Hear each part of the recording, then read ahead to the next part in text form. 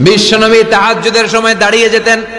ছোট্ট একটা ঘরে চাটাইয়ের উপরে বিশ্বনবী মা এসে শুতেন, গাদাগাদি করে জায়গা নাই।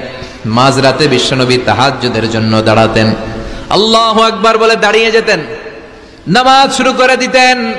বিশাল বড় সূরা পড়তেন, কিরাত পড়তেন, রুকু করতেন, কিন্তু সিজদার জায়গায় সিজদা দেওয়ার জায়গা নাই। সিজদার জায়গায় মা এসা পা বিছিয়ে শুয়ে আছে।